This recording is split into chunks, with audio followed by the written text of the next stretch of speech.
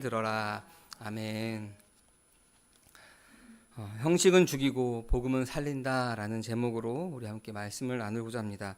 우리 옆 사람과 먼저 인사하겠습니다. 우리 함께 예배함이 기쁨입니다. 네, 우리 함께 예배함이 기쁨입니다. 우리 한 번 더 인사할까요? 복음이 우리를 살립니다. 네, 오랜만에 성도님들 다 오셔서 너무나 좋습니다. 제가 땅콩을 좋아합니다. 땅콩을 먹는데 요즘에 이제 껍질이 이게 그 딱딱한 껍질이 없는 땅콩인데 껍질이 있는 땅콩을 먹을 때도 있죠. 근데 그거를 바삭바삭 부셔 먹으면은 손의 느낌도 좋고 땅콩을 먹는 재미도 있습니다.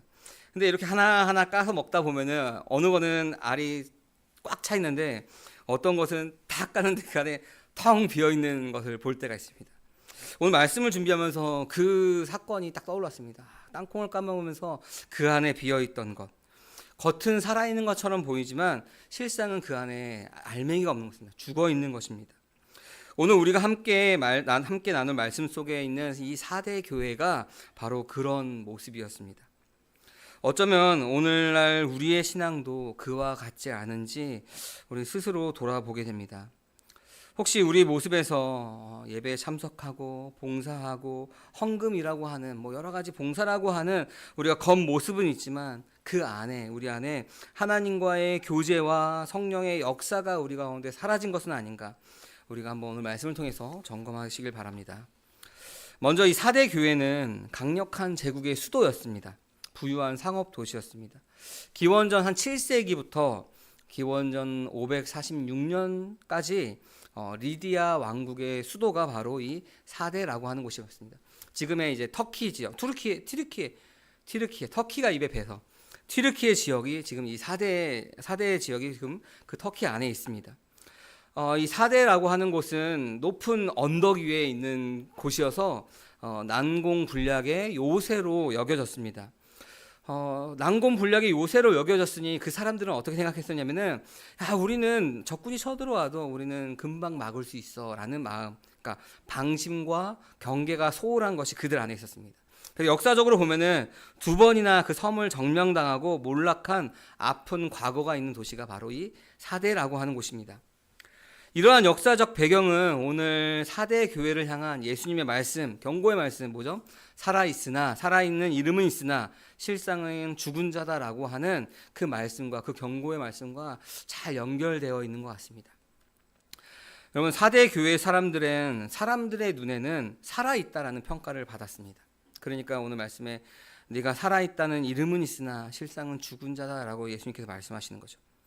예수님께서는 그 살아있다라고 하는 평가를 받은 그 4대 교회에게 3장 1절에서 너는 살아있다는 이름은 있으나 실상은 죽은 것이다 라고 하는 충격적인 말씀을 하십니다. 이 예수님의 이 말씀은 그들의 겉모습과 그들의 속이 전혀 다르다는 것을 들춰내는 거죠. 여러분, 헬라어 원문에 이 이름이라고 하는 단어가 오노마라고 하는 단어를 사용합니다. 그러니까 이 이름이라는 뜻은 우리가 그냥 우리의 이름, 네임이라는 뜻을 가지고 있다고 생각하지만 이 헬라어의 오노마라고 하는 이 단어는 명성, 평판이라고 하는 뜻도 가지고 있습니다. 그러니까 너가 살아있는 이름, 너가 살아있다는 평판을 갖고 있으나, 살아있다는 명성을 가지고 있으나 실상은 네가 죽은 것이다 라고 이야기하는 것이죠. 교회라는 이름을 가지고 있지만 예수님께서 보시기에 영적으로 이미 죽은 자다, 죽은 상태다라고 보시는 것입니다.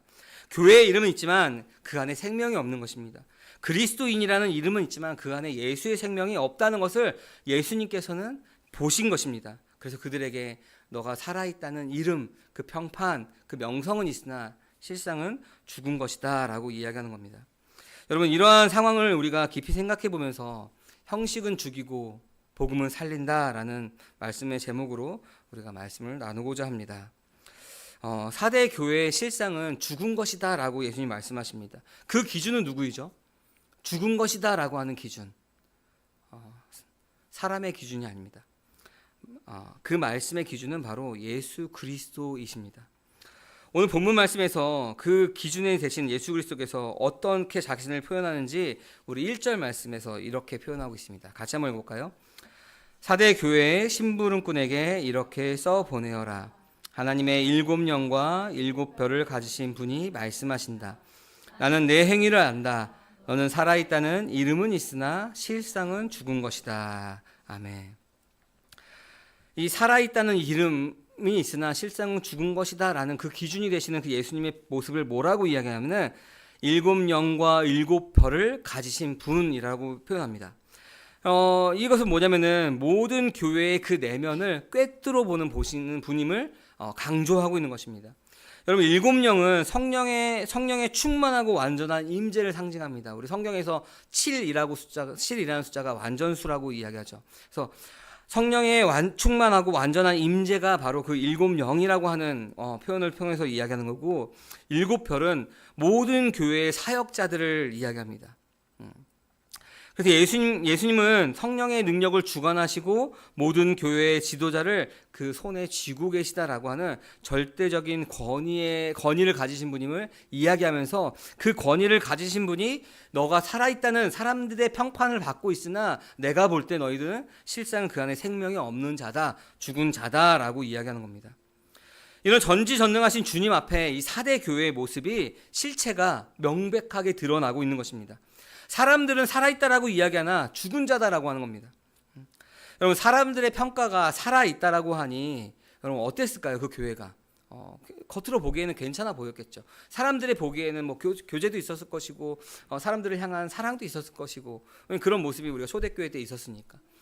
오늘날로 생각해 보면은 어떤 교회가 그럴듯해 보이죠? 그럴듯한 건물이 있는 교회, 또 많은 성도가 있어서 있는 교회, 그리고 넉넉한 재정이 있어서 막 흘려보내는 교회, 또 그 사랑이 지역 교회로 흘러가는 교회, 뭐 그렇게 우리가 생각할 수 있겠죠. 이 4대 교회는 세상에서 그 교회를 통해서 그러니까 인정을 받았을 수 있습니다. 성공적인 교회였을 수 있습니다. 그러나 예수님께서는 그 실체가 죽음에 불과하다라고 진단합니다.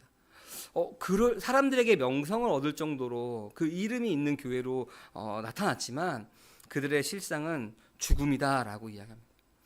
여러분, 다른 아시아의 7교회처럼 뭐 이단에 빠지거나 배교하거나 다른 가르침이 그들 안에 들어온 것이 아니라 이들은 영적인 무과심과 자기 만족 가운데 있는 것을 예수님께서 경고하시고 계시는 겁니다.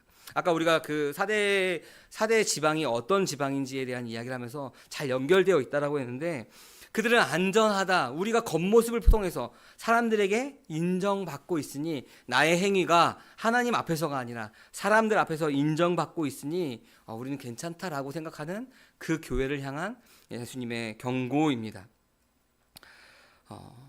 형식이 본질을 대체하고 겉으로만 살아있는 기독교인으로서 위장한 것입니다.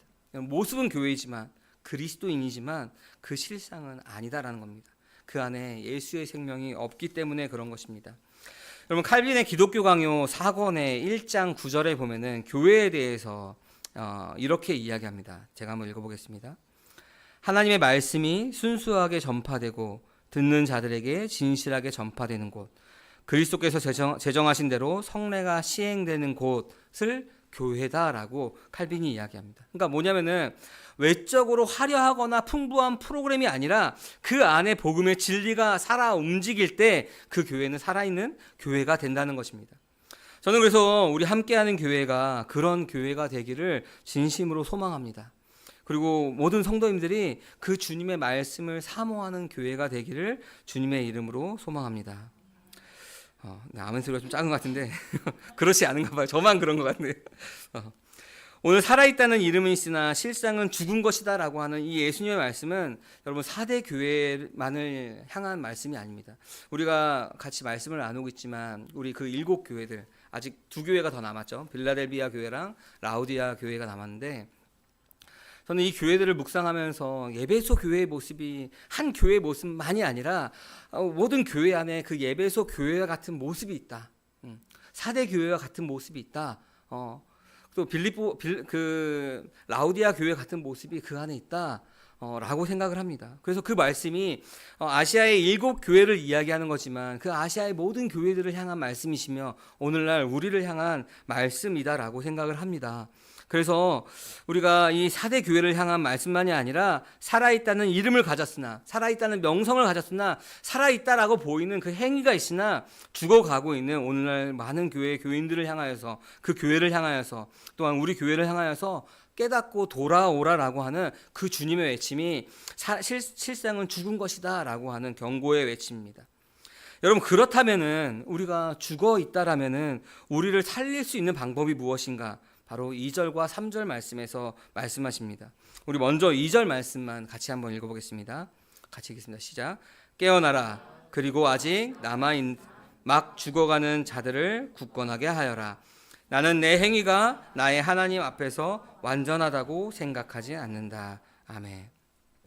먼저 뭐라고 말씀하시면은 깨어나라라고 말씀하십니다. 깨어나라. 그리고 이제 그 행위에 대해서 이야기하시지만 먼저는 깨어나라라고 말씀하십니다. 이 깨어나라라고 하는 이 헬라어가 뭐라고 이야기하면 기누 그레스고론입니다. 기누 그레스고론.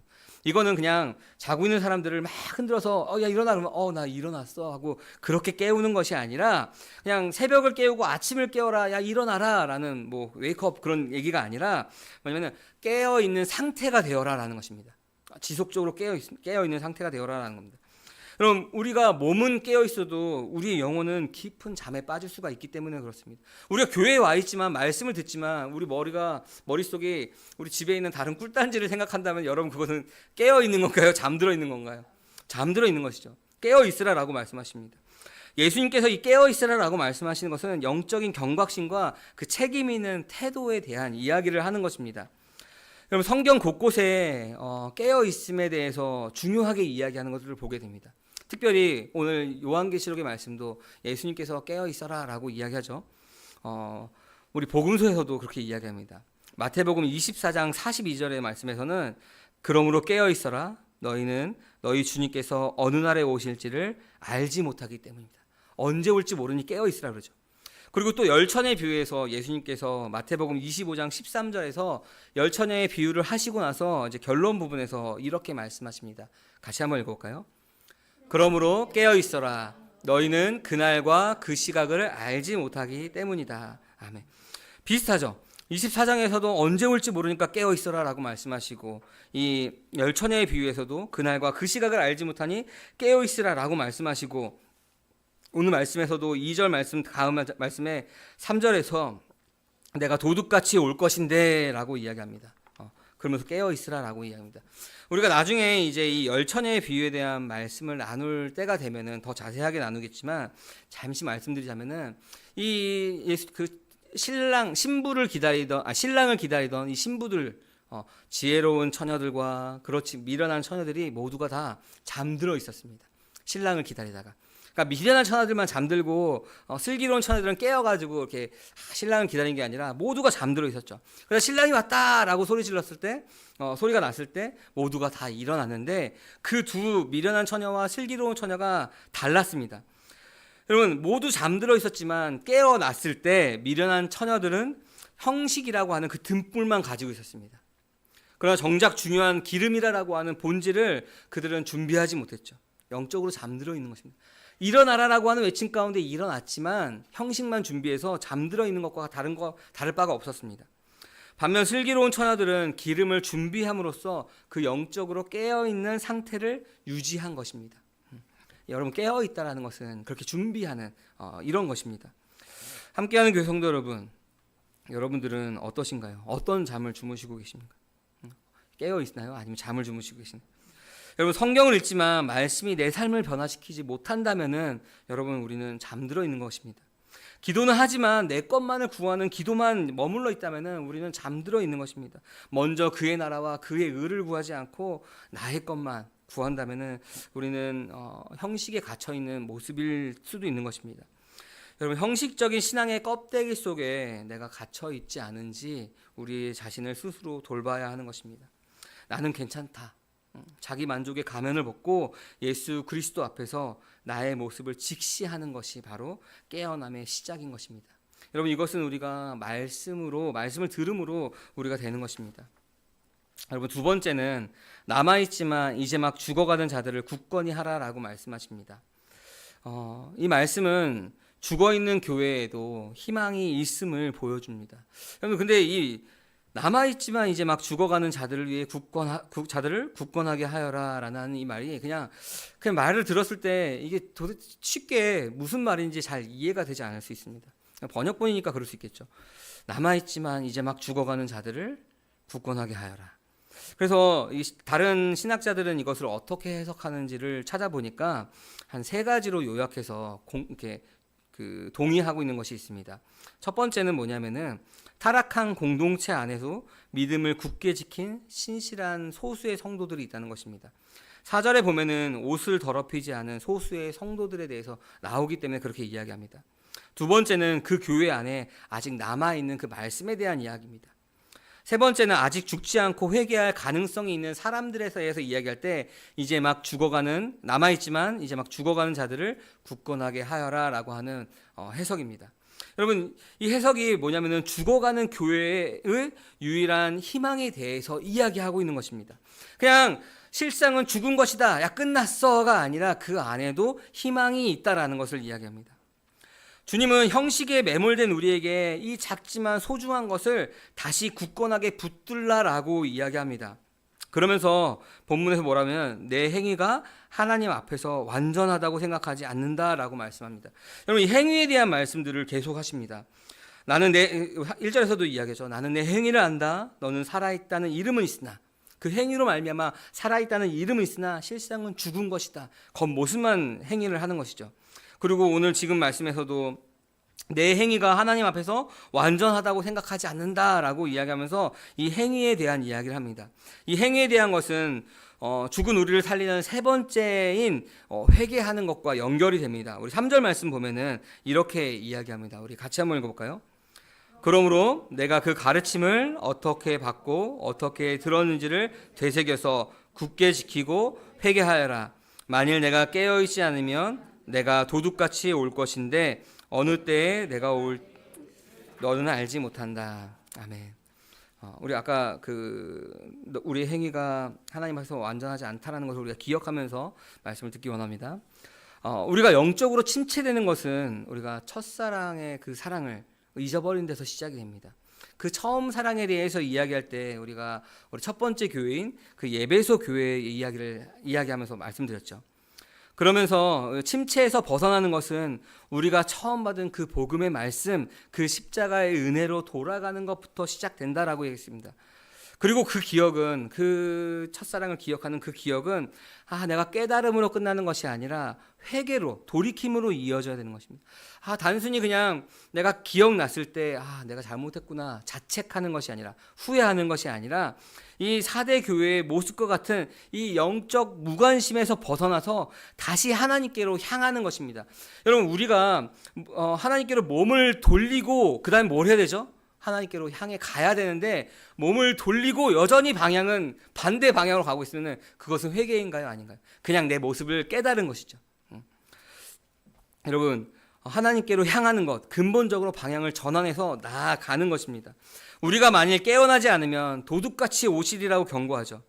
언제 오실지 모르는 것입니다. 그러니 깨어있으라 라고 말하는 거죠. 이런 말씀을 드린 적이 있습니다. 제가 청년들 사역할 때, 교회를 이렇게 사역지를 옮겨다니면서 청년들 사역할 때 청년들마다 그 중에 한 명씩 꼭 그 질문을 하는 청년들이 있어요. 뭐라고 얘기하면 한 청년이 진짜 기억에 많이 남는데, 목사님, 제가 그 요양원에 누워 있을 때 목사님 오셔서 이 복음을 전해주시고 제가 그때 영접하면 안 되나요? 이렇게 이야기합니다. 그러니까 죽기 전에 예수님 믿고 죽으면 안 되나요? 라고 얘기합니다. 근데 모든 교회를 다닐 때마다 그런 청년들이 꼭 한 명씩 있었어요. 그러니까 혈기가 왕성해서 내가 하고 싶은 것이 있으니까 아마 생각하는 것이 다 비슷한 것 같습니다. 내가 예수님을 믿으면 내가 좋아하는 것들을 다 못한다고 생각하니까 좀 더 즐기다가 믿고 싶습니다라고 하는 것 같은데, 그들이 생각하지 못하는 것이 하나 있는데 언제 주님이 오실지 모른다는 거죠. 죽기 전에 믿으면 그걸로도 감사하지만 미처 생각하지 못한 그 순간에 기회가 없을지도 모르는 것입니다. 여러분, 깨달았다면 우리가 그 순간 회개해야 됩니다. 다음에 깨달으면 회개하지가 아니라 그 순간 회개해야 되죠. 여러분, 살아있다는 이름을 가졌으나 이 죽은 자였던 그 사람들을 우리가 방금 전에 2절에서 우리가 회개에 대한 이야기를 할 때 내 행위가 하나님 앞에서 완전하지 않는다라고 말씀드렸죠. 완전하지 않다고 생각한다라고 말씀드렸는데 그들의 행위가 뭐냐면은 율법적인 의에 머물러 있기 때문에 그렇습니다. 여러분 겉으로 드러나는 규칙과 의무를 잘 지키면 구원받을 것이다라고 착각하는 것입니다. 여러분 그 행위가 있으면은 여러분 사람들에게 인정받기가 쉽습니다. 그 모습이 바로 저의 모습이었기 때문에 그렇습니다. 우리가 이것을 뭐라고 이야기하냐면은 종교 생활, 종교 활동이라고 부릅니다. 종교 생활을 아무리 훌륭하게 잘한다고 해서 우리가 거듭나는 것은 아니죠. 제가 저희 교회는 새벽기도가 없지만 여러분 새벽기도를 한 번도 안 빠지면은 거듭납니다. 여러분 주일 성수를 잘 하시면 거듭납니다. 여러분 헌금 생활 잘 하시면 거듭납니다. 여러분 성경에서 그렇게 말씀하고 있잖아요. 않죠? 그럴듯한 행위야 말로 포장한다고 해서 거듭나는 것이 아닙니다. 오직 예수 그리스도를 믿는 믿음으로 말미암아 우리가 거듭나는 것입니다. 여러분 요한복음 3장에 보면은 니고데모와 예수님과의 대화가 있습니다. 여러분 제가 정말 니고데모와 같은 사람이었습니다. 부끄러워서 밤에 몰래 찾아가서 궁금해서 물어봤던 그 니고데모와 같은 모습이었는데 이 요한복음 3장 14절과 15절에서 그 니고데모와의 대화에서 예수님께서 이렇게 말씀하십니다. 14절에 모세가 광야에서 뱀을 든 것 같이 인자도 들려야 한다. 15절에 그것을 믿는 사람마다 영생을 얻게 하려 하는 것이다 하고 우리가 잘 아는 요한복음 3장 16절에 뭐라 그러죠? 하나님이 세상을 이처럼 사랑하사 독생자를 주셨으니 그를 믿는 자마다 뭐라죠? 독생자를 주신 그를 믿는 자마다 멸망하지 않고 영생을 얻게 하려 한다 그러시죠. 여러분 우리가 예수님을 믿는 자마다 우리가 구원을 받는 것이지 우리가 다른 행위로 내가 한 이 정도 하면 되지 않을까라는 그 행위로가 아닙니다. 나의 열심으로가 아니죠. 모세가 광야에서 뱀을 든 것처럼 예수님도 들려야 하는데 그것이 우리가 십자가라고 이야기하죠. 그를 믿는 자마다 십자가에서 예수님이 죽으신 그 죽음을 믿는 자마다 그 예수님을 믿는 자마다 영생을 얻는 것입니다. 그 아들의 생명을 얻는 것이죠. 그런데 우리는 뭐라고 생각하냐면은 자꾸 내가 무언가 해야 하지 않을까라는 그러한 마음이 우리 안에 있습니다. 굉장히 유교적이기 때문에 그래도 그 큰 거를 내가 봤는데 내가 이 정도는 해야 그 자격이 좀 생기지 않을까라고 생각합니다. 여러분 그 마음이 한켠에 자리 잡고 있는 것은 여러분 나도 모르게 예수님께서 십자가에서 죽으신 죽음이 완전하지 않다라고 내가 부정하는 것입니다. 예수님께서 십자가에서 죽으신 그 죽음이 완전하다면은 나의 행위, 나의 공로가 필요 없는 것이죠. 여러분, 예수님의 죽으심이 여러분 완전하지 않다고 생각하십니까? 그런데 왜 자꾸 우리가 계속 내 마음속에 무엇인가 왜 더 해야 하지 않을까라는 생각을 여러분 왜 하십니까? 왜 자꾸 율법의 행위를 더 하려고 여러분 생각하십니까? 여러분 율법의 행위는 하나님 앞에서 의롭다고 인정받을 사람이 단 한 사람도 없습니다. 로마서 3장 20절에서 그렇게 말씀하고 있죠. 우리 같이 한번 읽어볼까요? 그러므로 율법의 행위로는 하나님 앞에서 의롭다고 인정받을 사람이 아무도 없습니다. 율법으로는 죄를 인식할 뿐입니다. 아멘. 율법의 행위로는 죄를 인식할 뿐이지 하나님 앞에서 의롭다고 인정받을 사람이 아무도 없는 것입니다. 나는 내 행위를 한다. 하나님 앞에서 완전하다고 생각하지 않는다. 그 행위가 그들 안에 있었던 것입니다. 율법의 행위, 자기의 의를 드러내는 행위가 그 안에 있었던 것입니다. 여러분 거듭나기 이전에 우리의 선한 행위, 우리의 선한 의도는 하나님 보시기에 불완전한 율법의 의일 뿐인 것입니다. 우리가 거듭나기 이전에 우리가 예수님을 믿기 이전에 내가 하나님을 위해서 했던 그 모든 행위 자체도 다 우리는 율법의 의라는 것입니다. 진정으로 우리를 살리는 것은 우리의 율법의 의로 나오는 행위가 아니라 오직 예수 그리스도를 믿음으로 말미암아 없는 하나님의 의인 것입니다. 이 의는 여러분 우리의 노력으로 얻을 수 있는 것이 아닙니다. 하나님의 독생자 아들 예수 그리스도를 우리를 위해서 십자가에서 모든 죄를 대신 짊어지심으로 우리에게 선물로 주셨습니다. 그래서 죄의 삭은 사망이요. 그 다음에 뭐죠? 여러분 외우시는 게 암송하는 게 네, 신공 선생님 한번 말씀해 주시죠. 죄의 삭은 사망이요. 맞습니다. 하나님의 은사는 우리 세번역에서는 선물이라고 하죠. 하나님의 선물은 그리스도 예수 우리 주 안에 있는 영생이라는, 어디 다른 데 있는 것이 아니라 주 안에, 예수 그리스도 안에 있다라고 합니다. 그것을 우리에게 선물로 주셨다라고 하는 것입니다. 여러분, 회개라고 하는 것은 바로 그런 것입니다. 율법의 의로 거듭나고자 했던, 내가 주인 되었던 그 자기 의를 내려놓고 오직 예수 그리스도의 십자가를 통해서 주어지는 그 하나님의 완전한 의를 붙드는 것입니다. 그것이 우리의 옛사람이 그리스도와 함께 십자가에 죽고 우리가 새 사람으로 다시 사는 것입니다. 여러분, 우리가 새 사람이 되었습니다. 그리스도 안에서 이전 것은 다 지나갔습니다. 믿음으로 말미암아 우리가 새 사람이 되었습니다. 여러분, 이것을 믿으십니까? 네, 아까도 아멘 소리가 적었는데 여러분, 이것을 믿으십니까? 네. 여러분, 회개하라, 깨어있으라 주님께서 말씀하십니다. 우리 교회가 날마다 주님 앞에서 사도 바울의 그 고백처럼 나는 날마다 죽노라 고백하며 깨어있는 교회가, 깨어있는 성도가 되기를 주님의 이름으로 간절히 소망합니다. 여러분, 사대교회는 그런 죽은 것 같은 그런 절망적인 상황에서도 주님은 뭐라고 하시면 자기의 옷을 더럽히지 않은 사람이 몇 사람 있다라고 이야기하죠. 우리 4절 말씀 같이 한번 읽어볼까요? 그러나 사대에는 자기 옷을 더럽히지 않은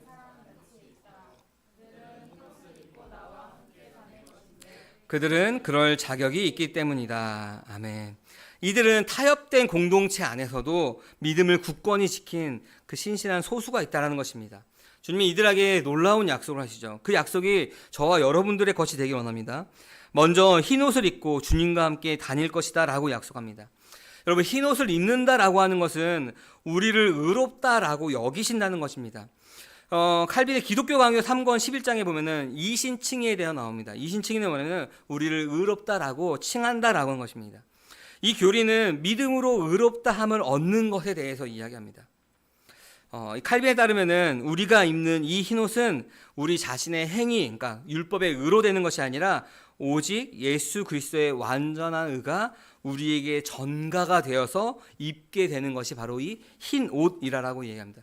그럼 여러분, 우리가 전에 입고 있었던 옷은 무엇일까요? 예수 그리스도의 의가 전가되기 이전에, 그 흰 옷을 입기 전에 입고 있었던 옷은 뭐냐면은 이사야서 64장 6절에 이렇게 나옵니다. 우리 같이 한번 읽어볼까요?